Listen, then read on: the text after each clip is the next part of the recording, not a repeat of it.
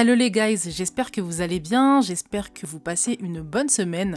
On se retrouve dans un nouvel épisode et dans cet épisode, on va se poser la question suivante. Pourquoi tes amis t'utilisent? Clairement, on te donne de l'attention quand tu remplis un objectif. C'est toujours toi qu'on envoie en mission, c'est toi qui es la banque, c'est toi qu'on envoie pour aller dire des méchancetés à une personne qu'on ne veut plus avoir dans le groupe.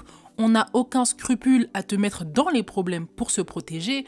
On te demande de tester la fidélité de certains hommes. Tu es la banque de tes amis. Bref, tu sers à quelque chose et c'est pour ça que tu as ta place dans ce cercle. Il y a une différence entre apporter du positif, rapporter quelque chose à une personne, parce que dans toute amitié, on cherche aussi un retour, de la positivité, de l'amour, de l'écoute, et être un esclave. C'est comme je dis, il y a une différence entre être serviable et être un esclave. Toi, tes amis t'utilisent, tu es clairement leur faire-valoir, tu es la personne qu'on envoie en mission. Et ça ne peut pas continuer, tu ne peux plus être la serpillière de tes amis, tu ne peux plus être la personne qu'on exploite. C'est pas comme ça que tu vas être épanoui dans tes amitiés et c'est pour cela que tu écoutes mon podcast, pour que ça change. Et pour que ça change, tu as besoin de savoir pourquoi tu es toujours dans cette position-là. Tu ne peux pas avancer si tu ne comprends pas pourquoi tu as été dans une situation, sinon tu vas répéter les mêmes erreurs dans le futur. Alors si tu as l'habitude d'être la serpillière en amitié, je t'invite à écouter ce podcast attentivement, à prendre de quoi noter, à bien t'installer. Tes notes te permettent de méditer, tu peux réécouter le podcast également, l'épisode plus tôt, pour que tu puisses avoir des notes encore plus précises. N'hésite pas à le partager en fin d'épisode s'il t'a aidé, s'il t'a fait du bien. S'il t'aide toi, il peut aider plusieurs personnes. Et une fois que c'est fait, que tu as de quoi noter, que tu es bien installé, on peut commencer l'épisode. La première raison pour laquelle tes amis t'utilisent est la suivante. Tu as acheté l'amour. J'ai un épisode entier dédié à cela, à l'achat de l'amour. Pourquoi ça ne fonctionne pas, pourquoi vous ne devez pas faire ça, pourquoi tu dois arrêter immédiatement et pourquoi ça te dessert. Je te mets le lien de l'épisode en description pour que tu puisses aller l'écouter. Ce que je vais évoquer, c'est un lien direct avec ce qu'on a dit dans l'épisode précédent justement. Quand j'évoque le fait que tu achètes l'amour, pour rentrer dans cette amitié, tu es parti du principe qu'il fallait que tu gagnes ta place, que tu mérites ta place, notamment en offrant tes services ou en donnant ton argent. Dans ton état d'esprit, cette personne ou ce groupe de personnes ne pouvait pas te donner de l'attention, ne pouvait pas s'intéresser à toi si tu ne rendais pas de service. Et c'est pour ça que toi-même, tu t'es mis dans cette position. Et en fait, au moment où tu l'as fait, tu pensais qu'une fois, ça allait servir. Tu pensais que rendre un service une fois, ça allait servir. Donner ton argent une fois, ça allait servir.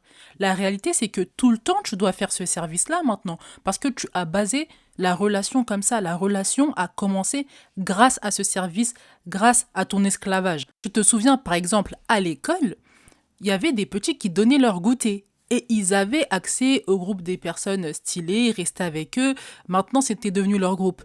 Mais pour qu'ils restent dans le groupe, il fallait qu'ils donnent leur goûter tout le temps. Sinon, en fait, tu sers plus à rien. Plus jeune, c'est ce qui est arrivé à une amie à moi. Au début, on habitait dans le même bâtiment. Ensuite, elle a déménagé dans un autre département. Mais c'est ce que j'ai entendu de sa mère. Elle donnait le goûter fréquemment. En fait, vous savez, après 16 heures, il y a les... Comment on appelle ça? Les études, je crois. Et durant les études... Juste avant que les études commencent, elle donnait son goûter. Et c'est comme ça qu'elle pouvait rester avec les personnes stylées, les personnes les plus populaires de l'école. Parce qu'elle donnait son goûter tout le temps. Il suffisait pas qu'elle le donne une seule fois et après, tu deviens une personne normale. Non, la relation a commencé parce que tu as donné ton goûter. C'est pour ça que la relation est là. Et pour que tu continues de servir à quelque chose, faut donner le goûter, sinon qui va te calculer? Personne. Et dans l'exemple que je donne, on parle d'enfants. Mais vous êtes des adultes de plus de 20 ans. Pour certains, vous avez 30 ans, 40 ans, même vous m'écoutez, et vous vous retrouvez dans des positions comme ça. C'est dommage, et je comprends pas que vous n'ayez pas une vision long terme et que vous ayez un très faible amour de vous-même, et de dignité surtout. L'amour ne s'achète pas, c'est de l'attention que tu gagnes.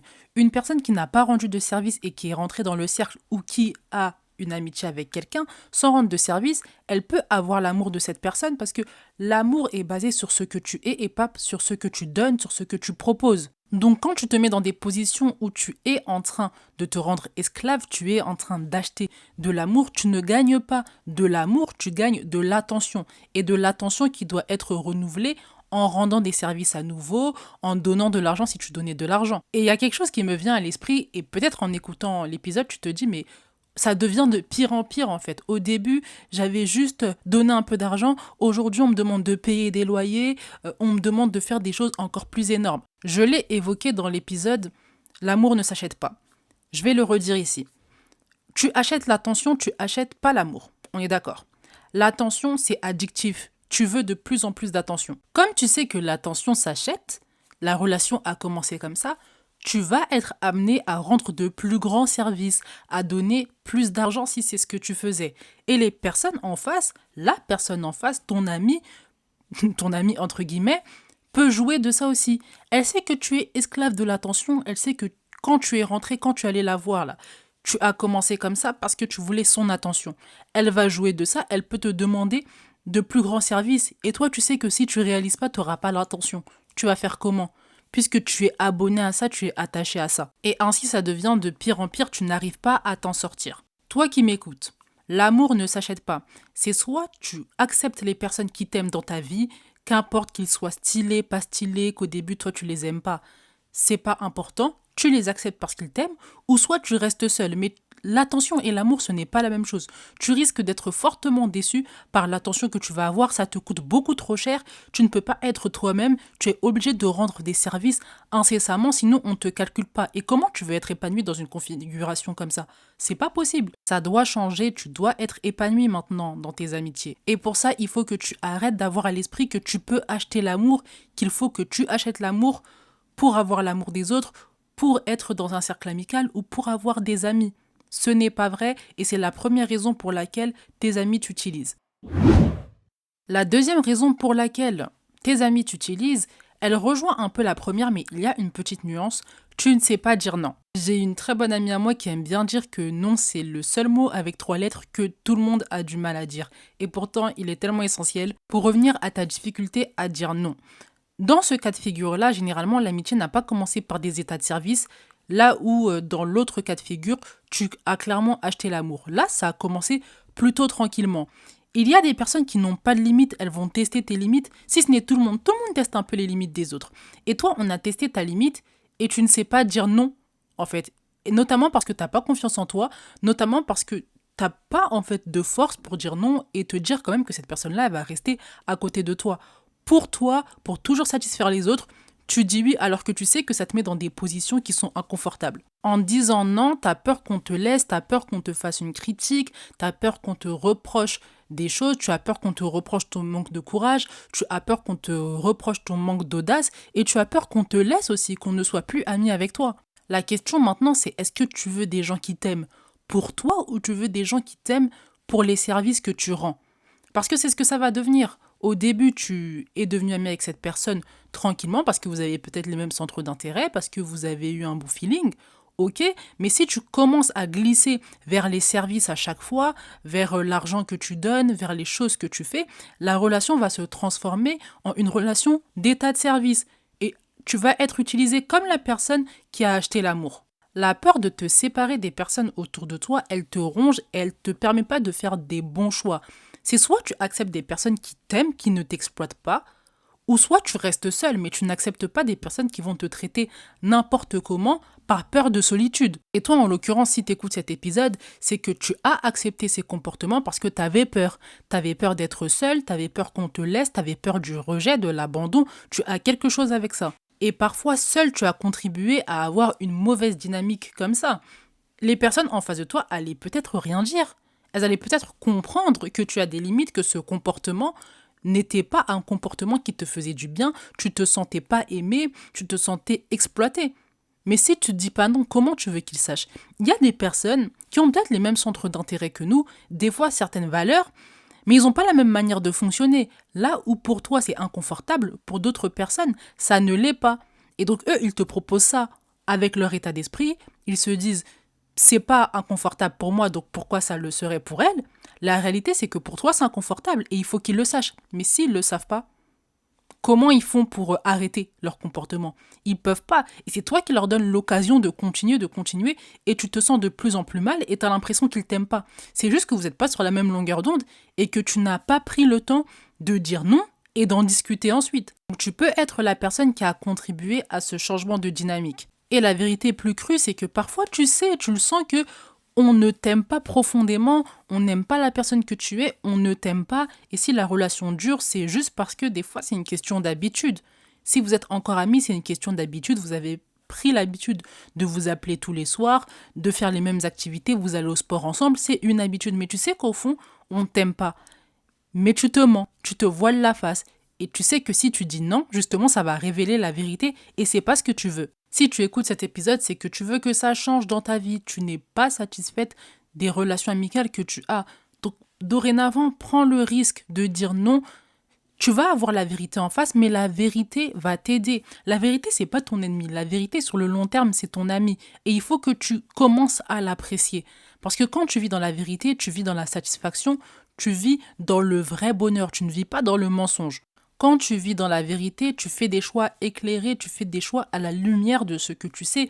Et donc, tu peux pas être beaucoup déçu parce que tu connais la vérité. Et malheureusement, quand tu dis non comme ça à plusieurs reprises par peur de la vérité, tu n'as pas de chance d'être satisfaite et c'est aussi la raison pour laquelle tes amis t'utilisent.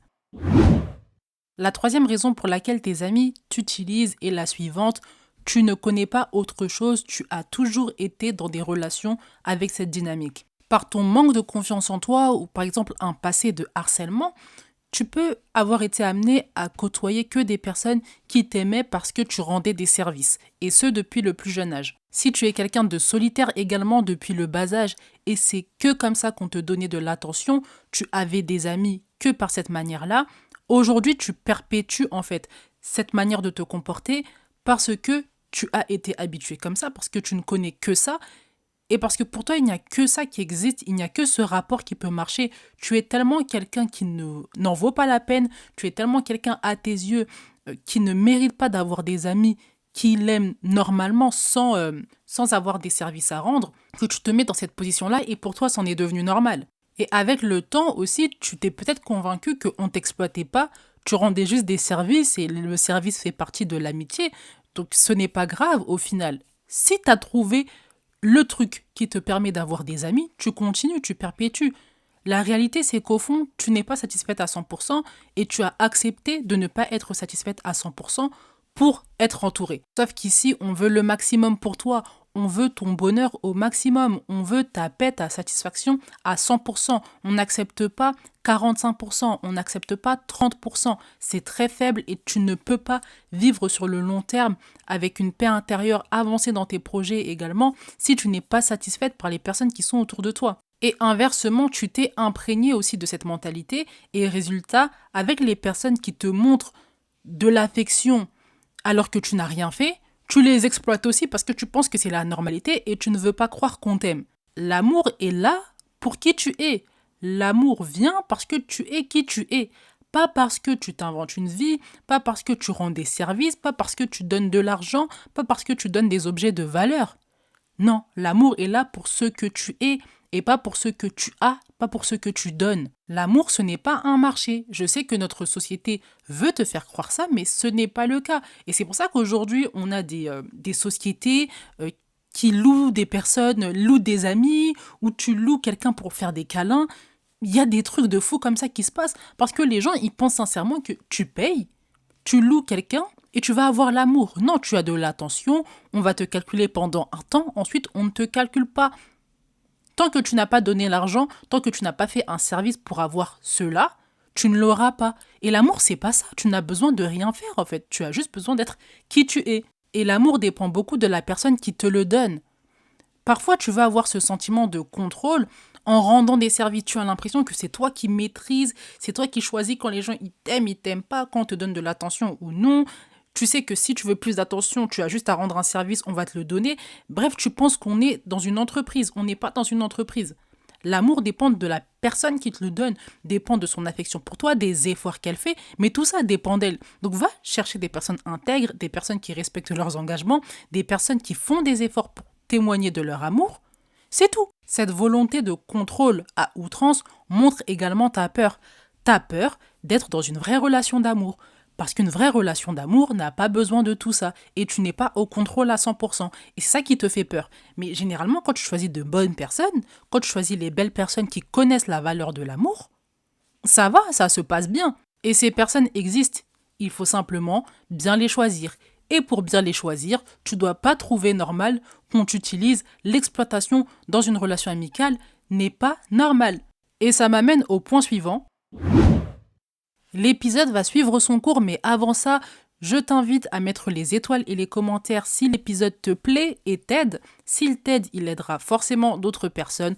Donc permets que d'autres personnes soient aidées en mettant les étoiles et les commentaires. Le podcast sera proposé à plusieurs personnes. Une fois que tu as mis les étoiles et les commentaires, on peut poursuivre. La quatrième raison pour laquelle tes amis t'utilisent, c'est que tu confonds les efforts à mettre dans une relation, dans toute relation, notamment en relation amicale, et les services à sens unique. Je m'explique. Dans une relation, on doit faire des efforts notamment pour témoigner de l'amour. Comme dirait Koffi Olomidé, l'amour n'existe pas, il n'existe que des preuves d'amour. Les preuves d'amour, tu les fais comment? En faisant des efforts, en montrant, en témoignant tous les jours que tu aimes cette personne. Notamment parfois en rendant des services, il n'y a pas de souci. On ne témoigne pas de l'amour seulement en disant je t'aime. On rend également des services, il n'y a pas de souci avec ça. Par contre, si tu es la seule à rendre des services, il y a un problème. Et là, on n'est plus dans une relation réciproque. On est dans une relation qui est déséquilibrée où tu es la seule qui fait tenir cette relation par tes services. Et là, il y a un problème. Là, c'est pas normal. Dans une relation, les efforts, c'est les deux. Une relation, c'est deux personnes qui la font. Donc pourquoi les efforts, ce serait qu'une seule personne?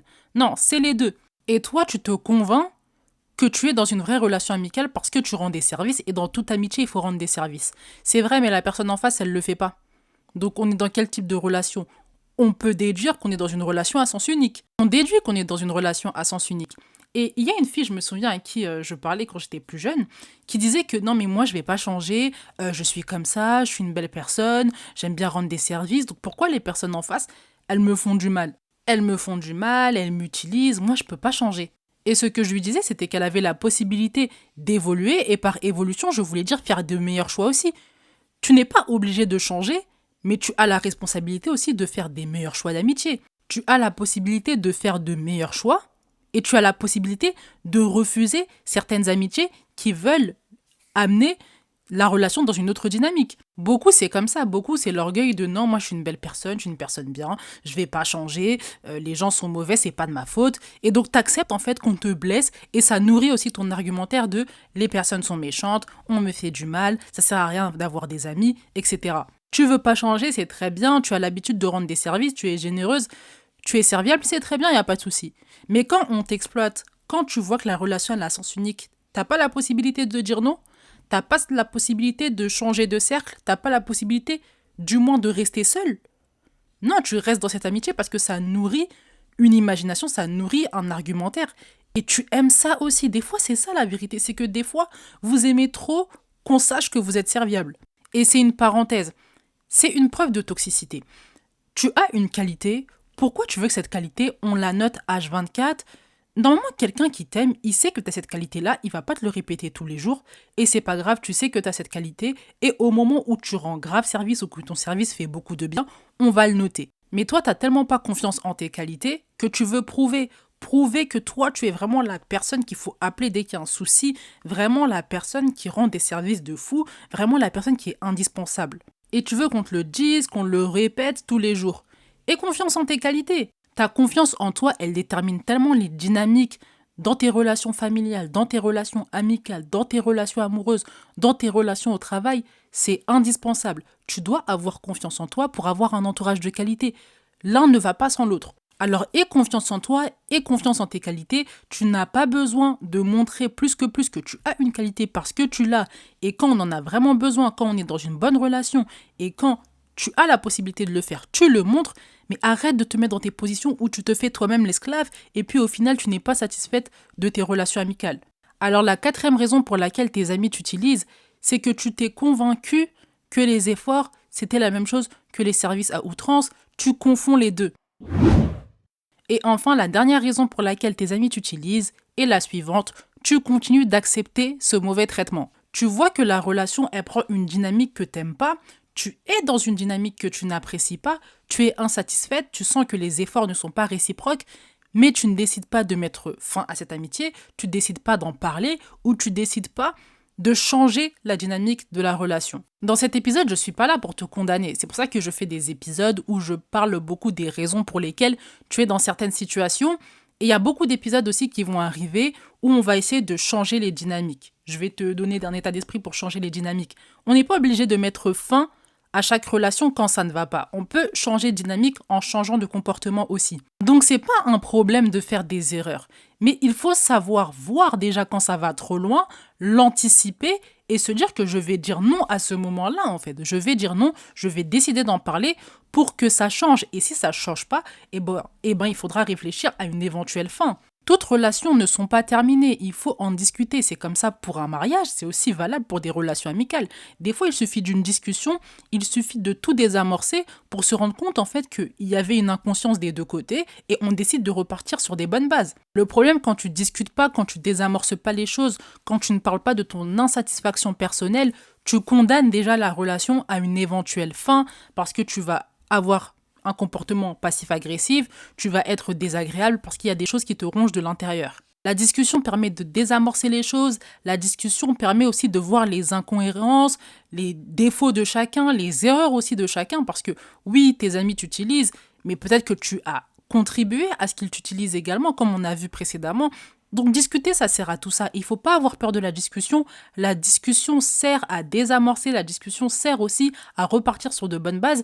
Et t'as peut-être pas envie de lâcher les personnes qui sont autour de toi, tu sens qu'elles n'ont pas un mauvais fond, une mauvaise âme, tu les aimes et tu sais qu'elles sont capables de montrer des efforts, elles l'ont déjà fait peut-être dans le passé. Mais pour ça, déjà, il faut que tu stoppes cette dynamique-là en disant non, en parlant du traitement que tu as, du traitement que tu n'apprécies pas, de ton insatisfaction, et ça peut peut-être changer. Et si la discussion ou les discussions ne sont pas satisfaisantes, tu peux décider de cesser cette amitié. Il y a une meilleure amitié qui t'attend dehors. Tu peux avoir de meilleures amitiés. Privilégie-toi, privilégie ton bonheur, ton amour. Privilégie ce qui te fait du bien et ta satisfaction personnelle. Ta satisfaction doit être très élevée. On doit être à 100%. Si ce n'est pas 100%, c'est 95%. Mais pas en dessous. La fin d'une amitié, ce n'est pas la fin des amitiés pour toi. Tant que tu vis, tu peux avoir des amitiés. Dernièrement, j'étais au travail de ma mère. Elle travaille avec des personnes âgées, des seniors. Ils se font des amitiés là-bas. Elles ont 80 ans, les dames parfois, des fois 70. Toi, tu es jeune. Pourquoi tu as peur? Tu as l'impression que ta vie va s'écrouler. Plus tu as peur et plus tu acceptes des situations qui ne te font pas du bien. Et ça doit cesser, notamment en refusant d'accepter ces mauvais traitements. C'est la raison pour laquelle on continue de t'utiliser aujourd'hui. Tu continues d'accepter ce mauvais traitement. Ce n'est plus possible cette année, ça doit changer. L'épisode touche à sa fin, j'espère qu'il t'a aidé. Si c'est le cas, n'hésite pas de partager, mettre les étoiles et les commentaires. Ça aide au référencement du podcast. Et si l'épisode t'a aidé, il aidera forcément d'autres personnes. Reconnais parfois que tu es dans cette dynamique en amitié. Il y a mieux ailleurs, tu peux discuter, il y a mieux aussi pour cette relation. Tu mérites l'amour, tu mérites qu'on te traite correctement et tu mérites d'être épanouie et satisfaite dans tes relations. Je te mets mon TikTok en description ainsi que mon adresse mail. Passe une bonne soirée, prends soin de toi. On se retrouve dans le prochain épisode. Bye!